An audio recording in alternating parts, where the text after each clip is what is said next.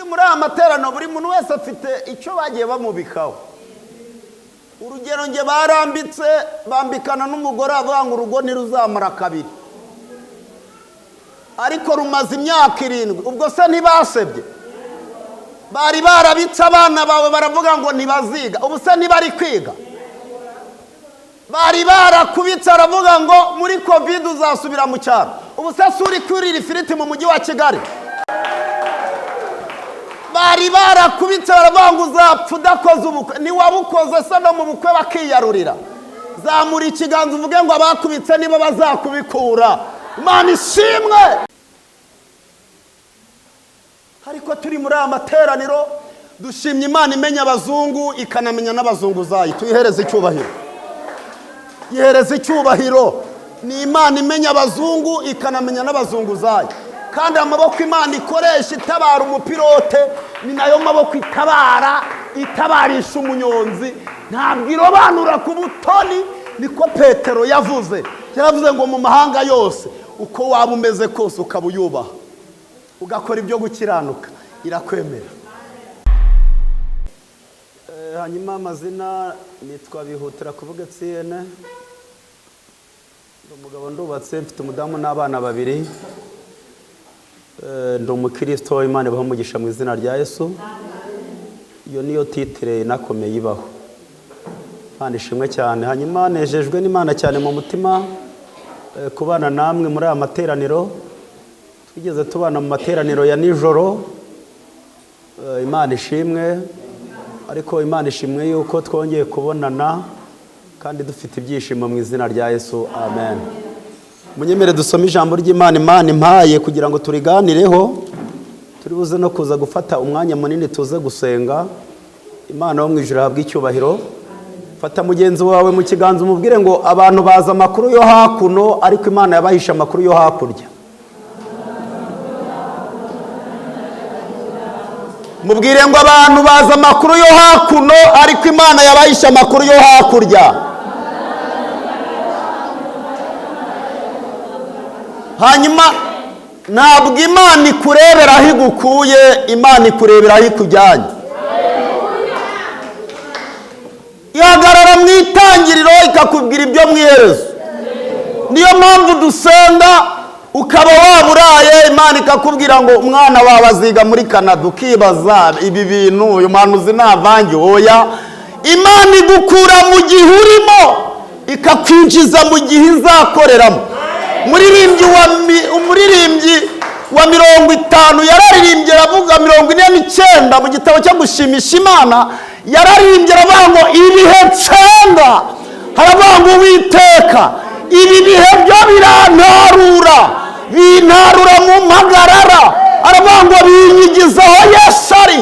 Aravuga ngo kugira ngo muganyire ibyo nkennye byose heniwe enekita erema. Aravuga ngo no mu bihe by'umubabaro ibi bihe bimpumuriza umutima. Finda ubukana bw'umwanzi. Ubukana bw'umwanzi burahari, ariko ibihe byo gusenga bizagutsindira ubwo bukana. Imana ibahe umugisha mu izina rya Yesu. Dusome ijambo ry'Imana mu gitabo cya mbere cya Mose yanditse cyitwa Itangiriro. Hanyuma turasoma ibice byaho.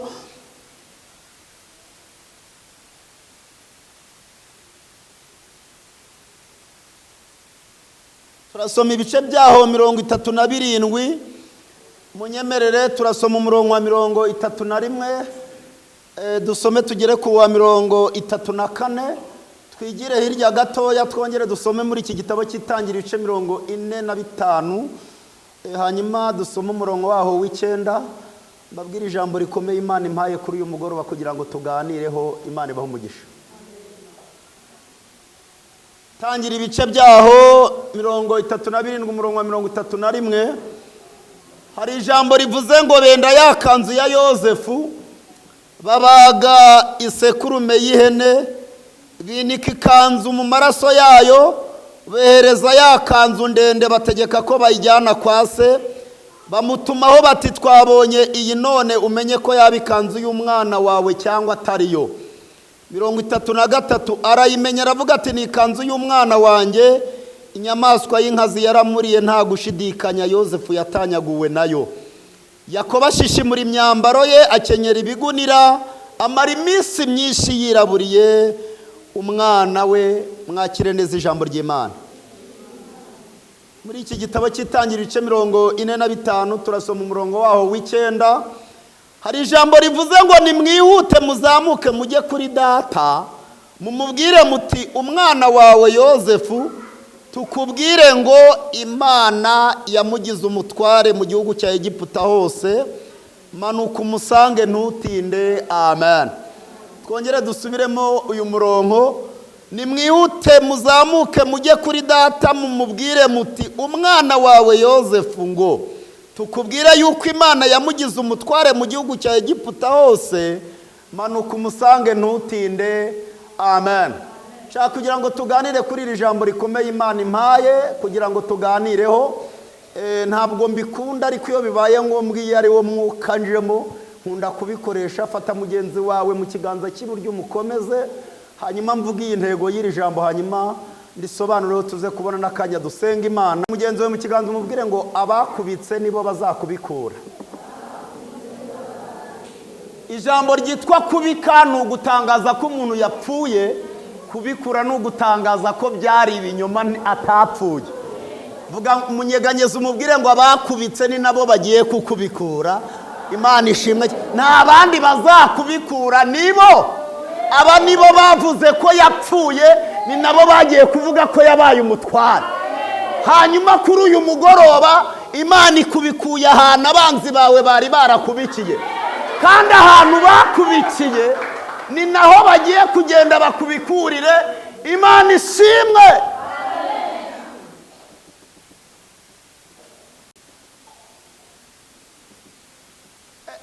Turi muri aya materaniro buri muntu wese afite icyo bagiye bamubikaho. Urugero nge barambitse bambikana n'umugore avuga ngo urugo ntiruzamara kabiri, ariko rumaze imyaka 7. Ubwo se ntibasebye? Bari barabitse abana bawe baravuga ngo ntibaziga, ubu se ntibari kwiga? Bari barakubitse aravuga ngo muri covid uzasubira mu cyaro, ubu se suri kurira ifiriti mu mujyi wa Kigali? Bari barakubitse baravuga ngo uzapfa udakoze ubukwe, niwabukoze se no mu bukwe bakiyarurira. Zamura ikiganza uvuge ngo abakubitse nibo bazakubikura. Imana ishimwe. Barakubitse, barakubitse. Yewe,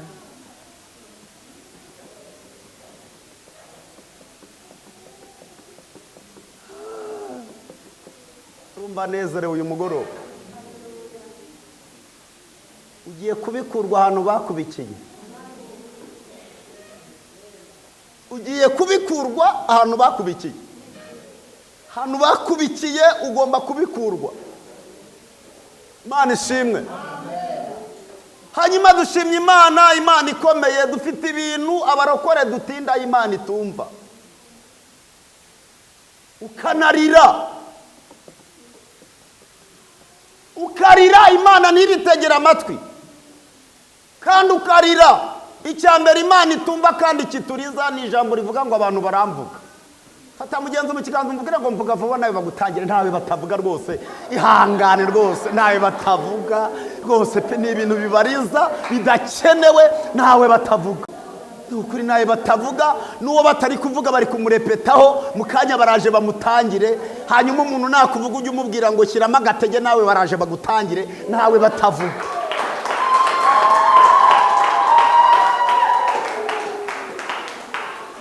Kabiri, abantu baranyonga, ntacyo nabagize. Mufate mu kiganza umubwira ngo ntabwo bazagukunda nturi amafaranga. Sura amafaranga, uri amadolari ku buryo abantu bagukunda. Oya, ahubwo hirya y'ukwanga Imana iguhugukunda. Hirya y'abatakwemera Imana izana abakwemera. Hirya y'abatagushyigikira Imana izana abantu bagushyigikira. Ntabwo uri amafaranga.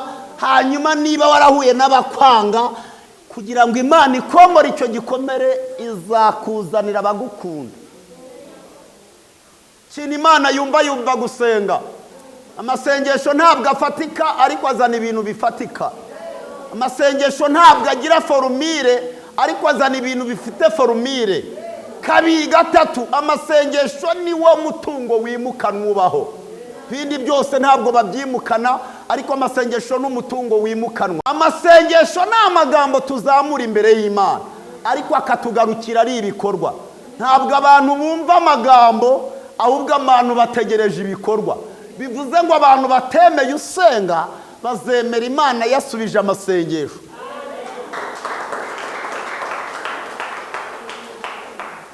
Amasengesho ameze nk'imbabura. Imbabura iteka ibiryo byarangiza gushya, bagafata imbabura bakayishyira mu gikoni, ibisorori bakabizana ku meza, ariko imbabura ntabwo bajya bayizana ku meza. Ngiye Mushumba, ntaho nigeze mbona bategura ku buryo bazana gaze bagahita bavuga ati iyi gaze niyo yabitunganyije, iyi mbabura niyo yabikoze, birangiza gushya bagahita bayishyira ahantu bagakingaho kugira ngo hatagira n'uyibona, bakazana ibiryo abantu bakarya bakanezezwa nuko ibyo biryo bimeze neza, ariko icyabiteguye ntabwo kigaragara. N'amasengesho niko ameze, ntabwo agaragara ariko azana ibintu bigaragara.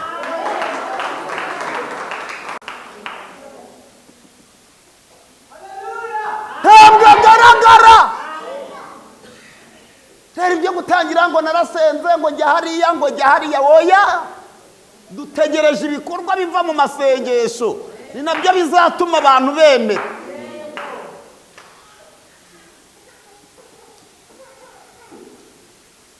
Ntabwo Imana yumva abantu basenga, nta nubwo Imana yumva abanyamasengesho, oya, yumva gusenga. Kuko nubwo dusenga, aya masengesho dusenga aradusiga. Mu gihe cyo gusenga amasengesho aradusiga. N'aka kanya turi imbere y'Imana yagiye asiga abasenga, asiga abanyamasengesho, akagenda agakomanga urugi. Ntabwo aba yagendanye n'abayasenze, aragenda akagera ahantu Imana iri, ntabwo ugendana nayo, yo aragusiga. Abitorero basenze yabasize ahantu bari gusengera Petero, aragenda agera imbere y'Imana abwira Imana ngo abitorero baranyohereje kubw'ikibazo kiri kubera mu isi. Herode yishe Yakobo, none yiyongeje Petero, kandi Petero waravuze ngo uzamwubaka itorero, none Herode apfe. Imana yohereza marayika, amasengesho ari mu kazi, abayasenze batabizi.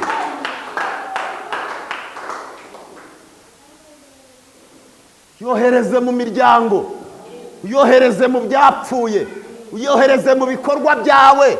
Amasengesho aragenda. Muririmbyi yaravuze ngo aragenda agatambuka n'inyenyeri, agera kure cyane,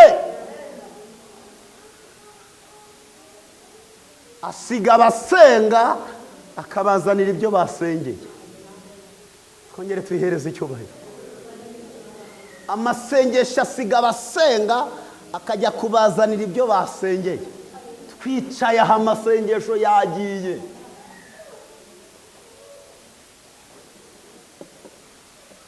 Reka twongere duhereze Imana yacu icyubahiro mu izina rya Yesu. Iri jambo dusomye ni inkuru z'umugabo bita Yozefu. Yozefu uvuka kwa Yakobo. Yozefu wagize umugisha wo kubyara abana, Bibiliya yavuzeho babiri. Byara uwo bita Efurayimu, abyara n'uwo bita Manase. Manase aba mukuru, Efurayimu aba mutoya. Kubera ko se Yakobo yararangije kugera mu zabukuru, Bibiliya tubwira ngo Yozefu afata aba bana bashyira se Yakobo kugira ngo basabire umugisha. Ariko arabanza aramuganiza, aramubwira ngo witonde usaba umugisha, dore ntabwo ubona neza, ufata ikiganza cy'iburyo ugishyire ku mutwe wa Manase kuko ari we mukuru, icy'ibumoso ugishyire ku mutwe wa Efurayimu kuko ari we mutoya. Ngo ariko Yakobo arimo asenga, biratubwira ngo anyuranye ibiganza, afata ikiganza cy'iburyo agishyira ku mutwe wa Efurayimu yari mutoya, icy'ibumoso agishyira ku mutwe wa Manase kuko yari mukuru. Aramubaza ngo bitewe n'iki? Arangira amubwira ngo ndimo nsengera aba bana bawe. Ibyo utekereza si byo nabonye Efurayimu azakomera kurusha Manase. Uyu Manase rero niho Gideyoni avuka, wagiye kurwana n'Abamediyani. Yavutse mu muryango udakomeye, ariko dushimye Imana iyo umuntu arangije gukizwa akakira Yesu nk'umwami n'umukiza. Mu bintu Imana imukorera imuhindurira n'igisekuru, kamugukura mu gisekuru cy'iwanyu yarangiza ikakwibaruzaho ukajya mu irangamimerere y'Imana. Abarozi barahari ariko bagerageza kubiroga bigasanga ubaruriwe kwa Mana. Twikize tuvuge ngo amen. Ibiduhiga birahari ariko ahantu Imana yadutuje biraza bigasubira inyuma, Imana ikaturengera. Twikize tuvuge ngo amen. Arota ikintu gikomeye, arota ngo bahambira imiba, ngo bose umuryango wose, ngo ariko ngo iyi miba ngo iramanuka iragwa, ngo we urahagarara ntiwagwa. Ngo arota izuba, ukwezi n'inyenyeri 11 ngo byikubita imbere ye. Yozefu umurimo yakoraga ngo yajyaga agemurira bene se, akabashyira ibiryo aho baragiriye amatungo, aho baragiriraga. Uhereye ku munsi Yozefu yababwiye inzozi, ngo niho batangiye kumuhiga. Ndashaka kugira ngo nkubwire ngo impamvu Satani ari kukwirukaho cyane, arakuziza inzozi. Umwana w'umunyamugisha wavutse Imana yaravuze arahigwa cyane kurusha abana. Icyo Imana yakuvuzeho nicyo kiri kukugerageza, ni nacyo gituma Satani aguhagurukira. Kuko iyo wavuzweho n'Imana, Imana ikagusezeranya isezerano, ibiguhiga biraguhagurukira. Kandi mbibutse turi muri aya materaniro, ntabwo Imana irinze wowe, ahubwo Imana irinze icyo yakuvuzeho.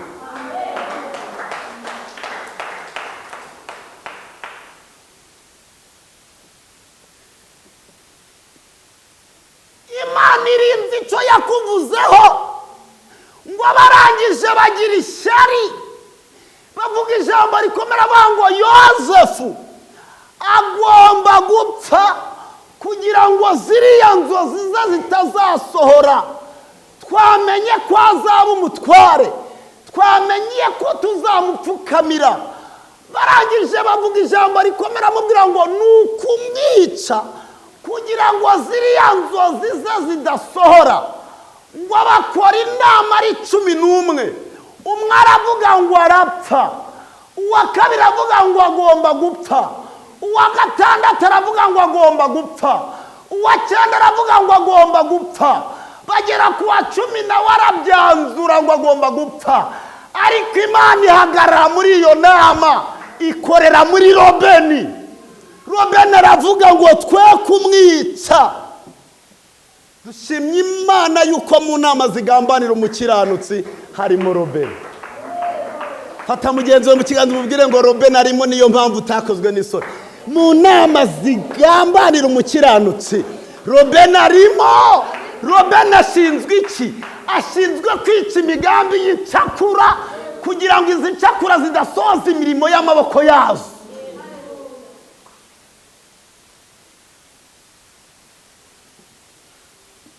Bazaba 70, ariko 70 Robeni azaba arimo.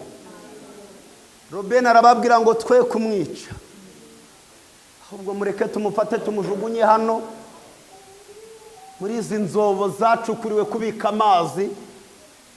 Arangije arababwira ati tuzavuge ko inyamaswa z'inkazi zamuriye. Arangije kuvuga icyo kintu gikomeye, twikize tuve ngo amen. Ngo kwari ukugira ngo nibagera mu rugo Robeni agaruke aza kure Yozefu aho bamushyize. Ko kanya Abamediyani, abantu b'Abishimayeli baraza, biratubwira ngo bahita bagurisha Yozefu. Yozefu baramugurisha bamujyana mu Egiputa. yozefu ajya kubayo, ajya kuba mu Egiputa.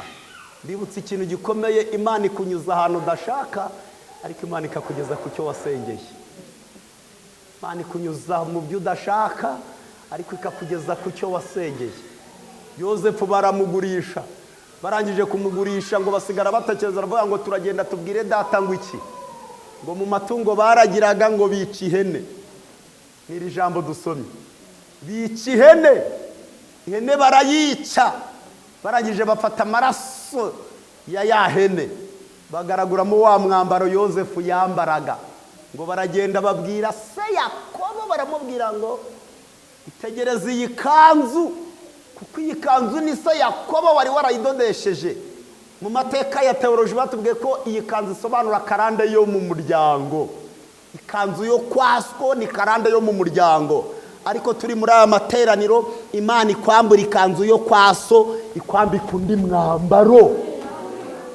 Kanzu yo kwase, kanzu yo kwase, kugira ngo Yozefu ahure n'umugisha yarabanje asiga ikanzu yo kwase.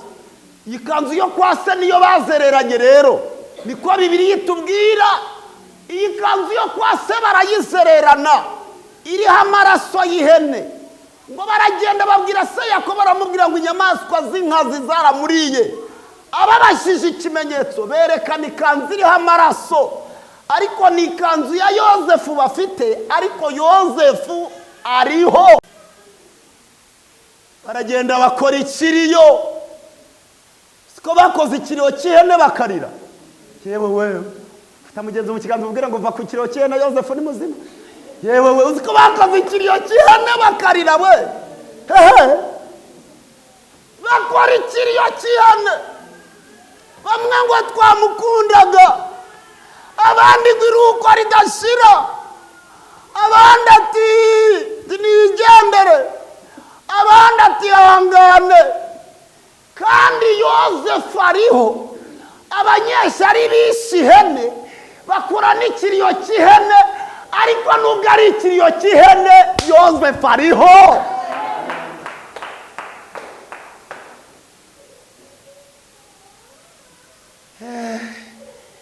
Ikiriyo cy'ihene Yozefu ariho, ni ikiriyo cy'ihene. Tangariza abadayimoni bamaze iminsi bakongora ngo uzakorwa n'isoni, ubabwire ngo muri ku kiriyo cy'ihene. Tangariza abadayimoni bamaze iminsi bakubwira ngo uzamwara, babwire ngo ni ikiriyo cy'ihene. Tangariza abadayimoni bamaze iminsi bagusakuza bakakubwira ngo uzabaho gute, ubabwire ngo yavuganye nanjye ko iyo nzabaho, ubabwire ngo icyo ni ikiriyo cy'ihene. Yozefu ariho, abantu babyumva haleluya. Yozefu ariho. Munyeganyeze umubwire ngo ni ihene bishe, Yozefu ariho.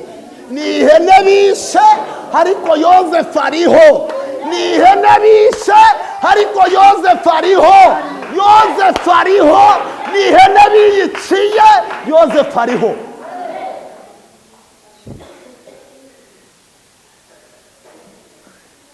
Ngo ntuzarumaramo kabiri, ni ikiro cy'ihene bariho. Uzarumaramo kabiri se ntiyavuze kuzubaka, ni ikiro cy'ihene. Abana barangije kuba batanu ngo uzabarya, ni ikiro cy'ihene bariho, ntuzabarya.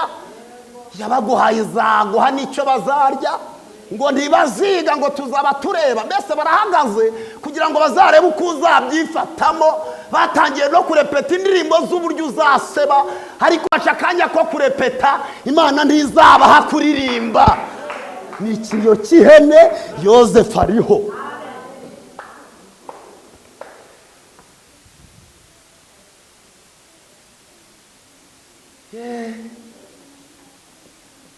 Baramugurisha aragenda ajya mu Egiputa. Ijambo dusomye natubwiye ngo ageze mu Egiputa Imana imuha ukuboko kwiza. Turi muri amateraniro akira ukuboko kwiza. Mushu akira ukuboko kwiza. Umaze iminsi ukora bikanga, urazira ukuboko kubi, kuko amafaranga ushaka gufata y'ubucuruzi wanyu ntibacuruje, nta kuboko kwiza mugira. Ariko Imana imwe ikintu gikomera, avuze ngo ihaye abantu ukuboko kwiza. Akira ukuboko kwiza, akira ukuboko kwiza. Muri amateraniro akira ukuboko kwiza. Kuboko kwiza iyo ucuruza abakiriya baraza. ukuboko kwiza kuzana iterambere, ariko ukuboko kubi gutuma hari aho utagera. Tujugunye ukuboko kubi kugira ngo Imana iduhe ukuboko kwiza. Akira ukuboko kwiza, zamurira Imana ikiganza uvuge ngo nakiriye ukuboko kwiza, nakiriye ukuboko kwiza, nakiriye ukuboko kwiza. Aho utuye muri karitsiye, Imana iguha ukuboko kwiza. Aho ukorera, Imana iguha ukuboko kwiza. Abana bawe, Imana ibaha ukuboko kwiza. Umaze iminsi byaranze, ariko mbonye Imana irema ukuboko kwiza. Akira ukuboko kwiza, Imana ishimwe. Ukuboko kwiza.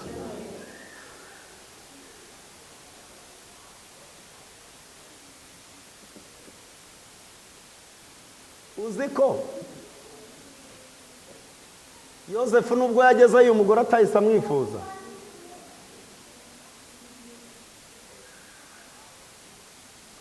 Uzi ko Yosefu nubwo yagezeyo uyu mugore atahise amwifuza? Ibigeragezo dufite bingana n'urwego turimo.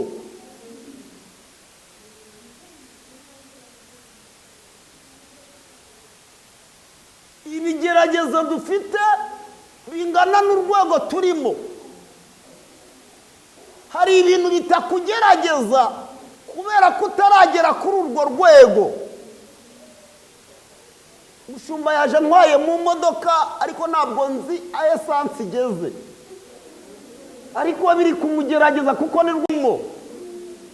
Ntabwo urageragezwa n'ubucuruzi n'ucuruza, urageragezwa n'akazi nta kugira. Icyo Imana idukorera ntabwo idukuriraho intambara, ahubwo itugwiriza imbaraga aho twinjiye. Ucyadusenga tukavuga ngo ni ibisubizo, oya, ni igihe Imana igukuramo ikakwinjiza mu kindi gihe, nawe ukimara kugera mu kindi gihe nawe usanga ibigeragezo bihari. Ubu dufite abantu bazi ko umuntu bamwitaje atageragezwa, ngo ariko umushumba yageragezwa ngo agenda mu modoka, ngo oya, arageragezwa n'ibingana n'urwego arimo. Ariko turi muri aya materaniro dushimye Imana imenya abazungu ikanamenya n'abazunguzayi. Tuyihereze icyubahiro, yihereze icyubahiro. Ni Imana imenya abazungu ikanamenya n'abazunguzayi, kandi amaboko Imana ikoresha itabara umupilote ni nayo maboko itabarisha umunyonzi. Ntabwo irobanura ku butoni. Niko Petero yavuze, yaravuze ngo mu mahanga yose uko waba umeze kose ukaba uyubaha, ugakora ibyo gukiranuka, irakwemera. Ntabwo yahise amwifuza we, ntabwo yahise amwifuza. Yari kumwifuza asa nabi. Oya, ntabwo yari kuhita amwifuza. Yarabanje arahatinda, amenya imico y'ibwami, amenya amavuta ahenze y'ibwami, amenya uburyo biyogoshesha. Ntabwo umugore ahise amwifuza. Hari ibintu bitari kukugendaho kubera kutaragerayo, oya. Hari abantu bataguhamagara kuko uri muya. Hari igihe umuntu ageramo ntibamuhamagare. Ntabwo yahise amwifuza, oya. Yosefu yaje asa nabi, ageze ibwami arakaraba aracya, kugeza ubwo umugore yatangiye kuza abona uwaje atandukanye n'uhamaze igihe. Atangira kumureba, atangira kumwifuza. Haravuga ngo uzi ko ari gucya, ko bwije nuko bucye yararya. Hararya aracya. Hari ibintu bitakugendaho ariko byakugendaho ugeze shike mu mujyi. Hari ibintu bitari kukugendaho byakugendaho ugeze i Dubai. Birasaba imbaraga z'ikindi gihe.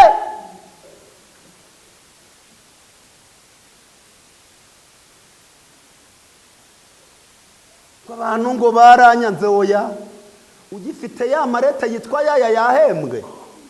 Ntabwo yawe yangane, we yangane, ni igihe uri kuzira igihe.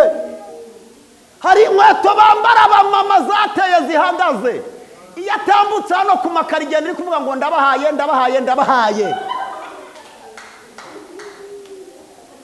Ni igihe nta muntu wakwanze, ahubwo ni igihe urimo kikugerageje. Imana nigutegekera igihe hazatangira kuguhamagara. Twahura gute? Niba navuga n'amagambo menshi mu nama baguha umwanya ati nawe gira icyo utubwira, rero ihangane kuba bataguhamagara aka kanya uzahamagarwa, uri kubiterwa n'ikihe.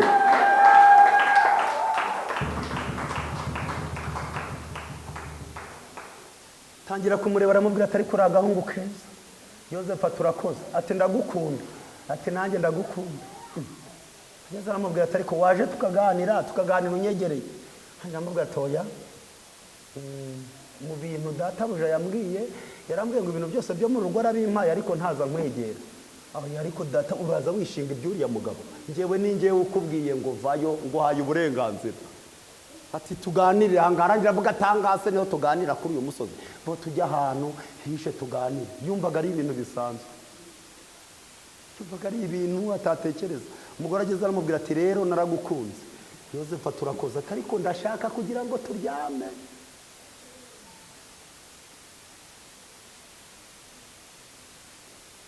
Twisha imigambi y'abantu bashaka ko mwaryama, vuga ngo turayisha. Turayisha. Abundi barahari cyangwa ntibahari? Vuga ngo turabisha. Iyi migambi turayishe, tuyaye piriyabe turi muri amateraniro. Migambi y'abantu bashaka ko mwaryama.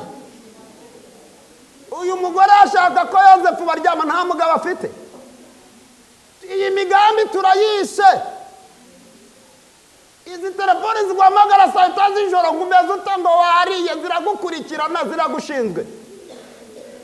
Migambi turayishe, twishe imigambi y'abashaka ko mwaryama. Izi mbaraga turazinanije muri amateraniro, turazirukanye mu izina rya Yesu. Tuzirukanye inyuma y'abagabo, tuzirukanye inyuma y'abagore. Bwoko bw'Imana bubeho mu izina rya Yesu. Aramubwira ngo nshaka turyama, aramubwira ati ntabwo bishoboka. Arangije amubwira tunyumviye iby'ubusa. Arangije ahita ahimba ikinyoma gifite ibimenyetso. Murabizi ko kibaho? Atunyumviye iby'ubusa ngo ahita amufata. Yozefu arwana nawe ngo ahita mwambura imyambaro yambaraga. Arangije ayijyana mu cyumba. Atashye aramubwira ati wa muheburayo wazanye muri uru rugo, wazanye ishyano, wazanye umupagani. Atereka reka, imyaka tumaranye ndabizi ko akijijwe. Ati nta gakiza ke yashatse kumfata. Umugabo ati sigaho, ntabwo yabikora. Arangije aramubwira ati iyi ntabwo ari imyambaro ye. Yageze mu cyumba cyanjye gute? Ahamagara Yozefu ati Yozefu ati karame, iyi myambaro ni iyawe? Ati ni iyanjye. Yageze mu cyumba cyanjye gute? Ati mabuja. Ati ceceka, ugera mu cyumba cyanjye gute? Yozefu baramufata bamushyira muri gereza.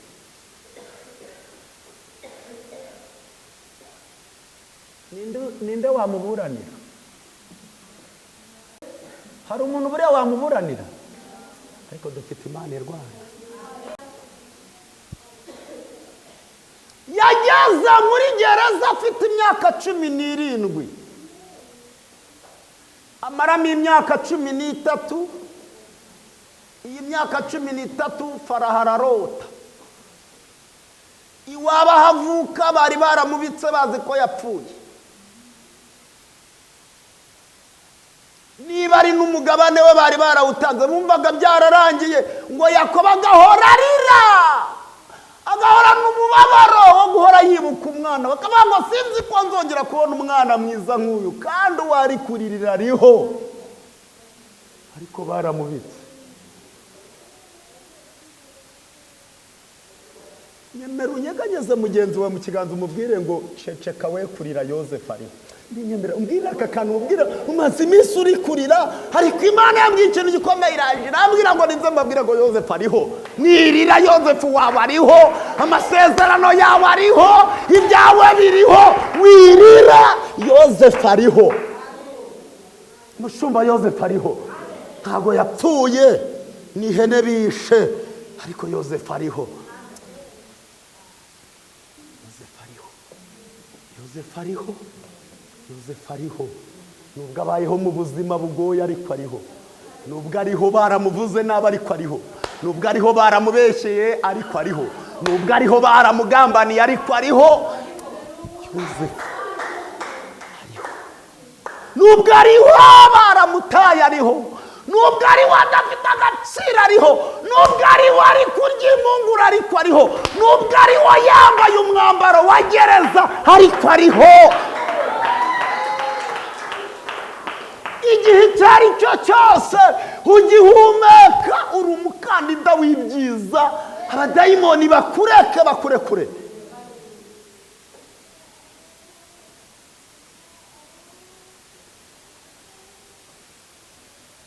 Yozefu ariho.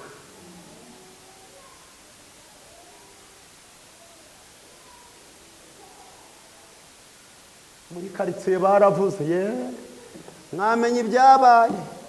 Abantu bagira gucya babaguza umukozi baramuzana agera kwa Faraho ariko akimara kwagera ibintu yahakoze mw'abantu yashatse kumufatira umugore ku ngufu. Hari umuntu wari wese yabyumva ati nanjye hari uwo mfite mwirukana ashobora kunkoraho. Urusaku ruba rwishi ariko Imana irareka bakavuga ikagaruka iyacecekesha. Ararota Faraho ararota. Araryama arota ngo arota inka 7 zibyibushye ngo zirishiriza ku nkombe y'uruzi. Ngo ako kanya abona izindi zinanutse biravuze ngo zari umwako rwose. Ko ziraza zirazifata zirazimira. Arota amahundo meza. Amahundo aramunezeza aravuga ati amahundo n'umugisha. Ngo arota ndi y'iminambe na araza afata ayo mahundo arayamira. Ngo agira ikibazo gikomeye. Arangije arabyuka abwira umugore amubwira ati ndose inzozi. Umugore amubwira ati bigenze bite? Arangije amubwira ati ndose izi inzozi zikomeye mbonye inka 7 zibyibushye. Arangije avuga ati ikindi mbonye n'izindi zinanutse. Aravuga ngo ariko nabonaga izi zinanutse zari zimeze nk'umwako rwose ariko zirangije zifata za zindi zibyibushye kandi ntizabyibuha zikomeza ku mwako rwose. Amahundo 7 iyo mbonye nayo yari meza ariko ayiminambe nayo araje arayamira. Byancanze umugore arangije amubwira ati rero shyiraho itangazo hamagara abantu ejo batajya mu mirimo yabo dukora inama.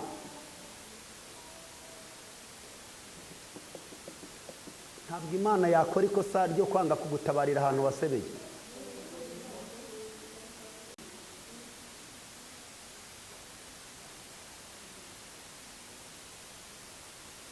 Abantu Faraho yiyambazaga ba mbere mu gihugu cye. Yiyambazaga abakonikoni. Ageze ku bakonikoni gusobanura inzozi biranga. Ageze ku banyabwenge biranga. Ariko umuntu umwe aramubwira ngo nanjye naripfunzwe. Funganwa n'umugabo w'umweburayo. Turata inzozi turi babiri. Tugira ikibazo ariko kuko ari we wari umuyobozi muri gereza yacu. Turagenda turamutekerereza ambwira uburyo ngiye gufungurwa nkagaruka mu kazi nkora ariko abwira mugenzi wawe ngo ukimara gufungurwa barakumanika. Niko byagenze.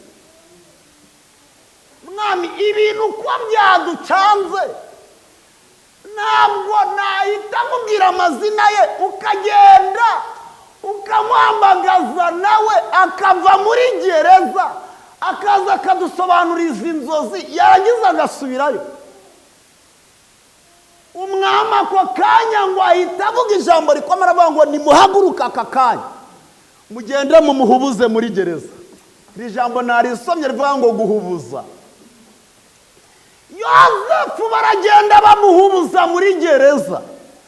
Bakimara kumuhubuza muri gereza ngo bamukuramo imyambaro yari yambaye, ngo barangije bamwambika undi mwambaro, ngo barangije umusatsi yari afite, ngo barangije ngo baramwogoshesha, ngo baramutumira araza aza kwicara aho Faraho yari ari. Ntabwo yicaye mu ntebe z'inyuma, oya. Ibi tuvuga ngo amaboko atareshya ntabwo aramukanya. Iyo Yesu yaje aramukanya.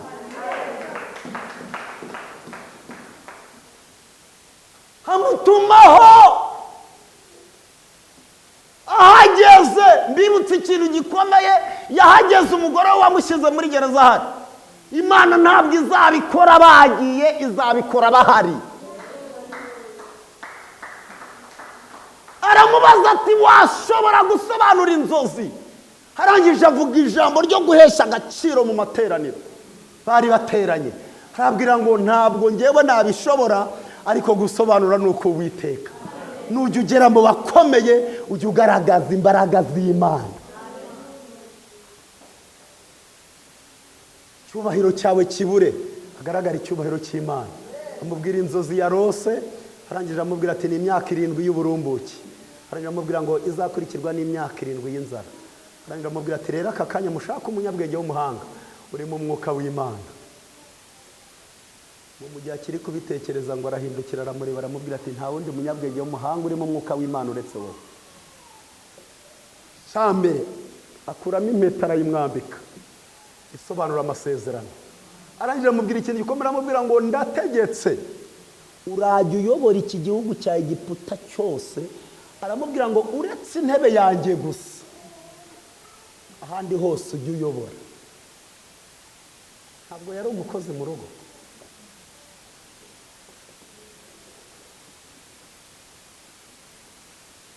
Imana iteza ikibazo ishaka gukemura ikindi. Twikize tuvuge ngo amen. Twikize tuvuge ngo amen. Bene se rero bageze mu Egiputa gute? Inzara yarateye iragenda igera i Kanani. Bibaza iherezo ry'iyo nzara. Barajya ngo nta handi hari icyo kurya uretse mu Egiputa. Ngo bafata urugendo, bene se bose uko ari 11 ngo baramanuka. Baragenda bagera mu Egiputa. Ngo bageze mu Egiputa, abababonye ngo barababaza ngo muturutse he? Ngo barababwira ngo tuvuye i Kanani. Barangije barababaza ngo muzanywe n'iki? Barangije barabwira ati tuzanwe no guhaha rwose mutubabarire mudufashe inzara imeze nabi. Barangije barabwira ngo ntabwo ari twebwe tubishinzwe, no kugira ngo winjire mu gihugu cyacu turabanza tugasaba uburenganzira umuyobozi. Ngo baragenda babibwira Yozefu, aramubwira ngo ni abantu 11 baturutse i Kanani. Yozefu arababwira ngo bazanywe n'iki? Bazanywe no gufunguza kuko inzara ibamereye nabi. Hanyuma Yozefu arabwira ngo ni mubatumeho baza. Ngo baraza bagera imbere ya Yozefu, atangira kugirana nabo ikiganiro. Arababaza ngo mwari bangahe? Kuko Yozefu yarabamenye ariko bo ntibamumenye. Kuremera ikintu cyatera abanzi bawe kukuyoberwa. Harabamenya ntibamumenya. Reba imyaka yose yari ishize ntibari kumumenya. Harabamenya. Harebye Robeni aramumenya, areba n'abandi arabamenya. Arabaganiza ngo mwari bangahe? Baramubwira ngo twari 12. Harangira bangu wa 12 ari he ko ntamubona muri 11? Ngo barangije baririza ngo inyamaswa z'inkazi zaramuriye. Yozefu arangije ati naringize ngo nibura we n'Imana izongera kumpuza nabo, nibura baratuye abantu baracyara abapagani koko. Na n'uyu munsi baracyavuga ko inyamaswa z'inkazi zandiye kandi ndiho. Yewe data, uzi kubekera imbere y'umuntu koko. Ati inyamaswa zaramuriye, noneho bongeraho ikintu ngo twaramukundaga. Fata mugenzi mu kiganza umubwire ngo uzamenya byinshi kubera abantu, ariko uzagera kure kubera Imana. Umubwire ngo uzamenya byinshi kubera abantu, ariko uzagera kure kubera Imana. Yewe. Mbega.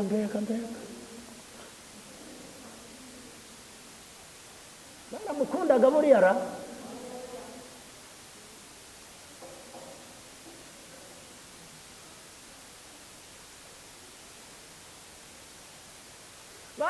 baramukundaga. Arangije ababwira ijambo rikomeye, arababwira ngo ni njyewe Yozefu. Ababwira ijambo rikomeye, arababwira ngo ubwanyu mwari mugambiriye kungirira nabi, ariko kwari ukugira ngo Uwiteka abizanishe ibyiza. Mu makosa y'abanzi bawe niho igisubizo cy'Imana kiri. Ntabwo iri jambo muryumvishije. Igisubizo ushaka kiri mu makosa y'abanzi bawe. Mu bintu bituma Imana ikurwanira ishyaka nuko wubatse bavuga. Amakosa y'abanzi bawe Imana igikuramo igisubizo.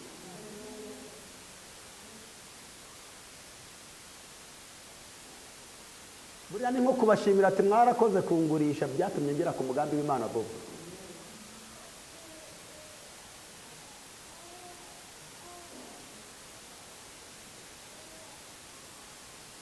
Iyo bamenya ko barafata Daniel bakamujugunya mu rwobo rw'intare, bakamenya yuko arava mu rwobo rw'intare akamamara, ntabwo ririya kosa bagombaga kurikora. Ariko kuko batazi inzira z'Imana, barabikoze, kandi zari inzira za Daniel. Aho utekereza ko hazava inzira, ntabwo ariho hava inzira. Mugira umwete wo gukunda abantu bose, ntabwo uzahana Imana izaca ikurengera. Ndashoje. Ababwira ijambo rikomeye, arababwira ngo icyo mukeneye cyose ndakibaha. Arabapfunyikira, arababwira ngo ariko munyemerere mbatume kuri data. Data ariho? Atariho. Munyemerere mwihute, mugende mumubwire ngo ndiho, kuko ni nacyo kibazo afite gikomeye. Mumubwire ngo Imana yangize umutware mu gihugu cya Egiputa hose. Mumubwire icyubahiro mfite mu gihugu cya Egiputa, mumubwire yuko nubashywe mu gihugu cya Egiputa. Noneho mugende mumubwire ngo Imana yamugize umutware mu gihugu cya Egiputa hose. Manuka uze umusangeyo ntutinde. Ibaza uburyo bageze kuri se, bakatangira ati nyine ataravuze ngo vayo. Indese? Ati Yozefu. None se Yozefu we? Ati umuhungu wawe. Byagenze bite se? Atariho. Byagenze bite? Atarega ni ishyari twashaka ko zidasohora zarasohoye. Yozefu ariho. Bakajya no mu baturanyi bagahita bavuga ati aturaho neza Meresiya. Ati ni ukuri kose, ati ni ikiro cyene twakoze, Yozefu ni muzima ariho. Bakagenda ati umurama abapasiteri, ati ni ukuri ko Imana, ati nabona narazanye inkuru yo kuvuga ko Yozefu yapfuye, nawe uri mu bantu barize kubera ko wabonye ikanzu iriho amaraso, ariko ni ikanzu Yozefu ariho. Mbese baragenda baramubikura, ni nabo bamubikuye. Bakagenda ati muzi byabaye, ubu ngubu tugiye kujya mu Egiputa, ni ukuri kose Yozefu ariho. Yozefu ariho, Yozefu ariho. Ngo baragenda ngo batonda umurongo, aho bageze bavuga ko Yozefu inyamaswa zamuriye, bagiye bahagera bavuga ngo Yozefu ariho. Turi muri aya materaniro, Imana ikubikuye aho abanzi bawe bakubikiye.